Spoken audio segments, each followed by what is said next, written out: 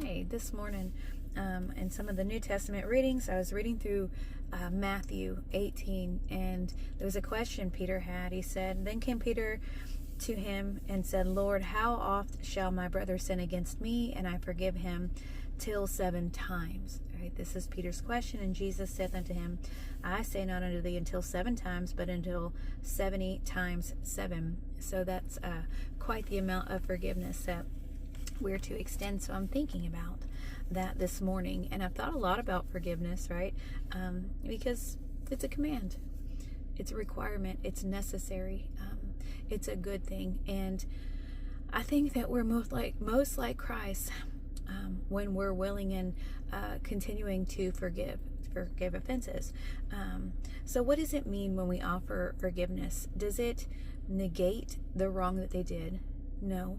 When we extend forgiveness, it actually verifies that, yeah, you did something wrong. And so it's not excusing that wrong. It's being in agreeance with that. So that's not what it does. Does it change the fact that there are going to be consequences? No. God is a God of consequence. And so when we sin or are sinned against, a lot of times it's going to cause, a response and a consequence, like a reaping and sowing, because forgiveness doesn't negate the fact that there is a sowing and reaping, that that's a principle of his as well. But I want to look at Hebrews 10, 30 and 31. This is one of the main reasons I feel like we ought to forgive. It says, For we know him that has said, Vengeance belongeth unto me, I will recompense, saith the Lord. And again, the Lord shall judge his people. It's a fearful thing to fall into the hands of a living God. So why should we extend forgiveness and leave the punishment up to God?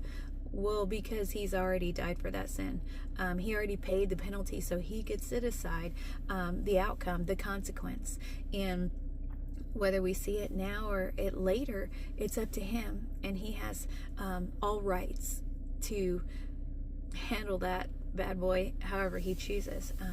So again, when we offer forgiveness, it doesn't negate the wrong. It doesn't say that it's okay. It doesn't mean that there's not going to be consequences, and it also doesn't mean that we have to return into a bond or close fellowship with that person.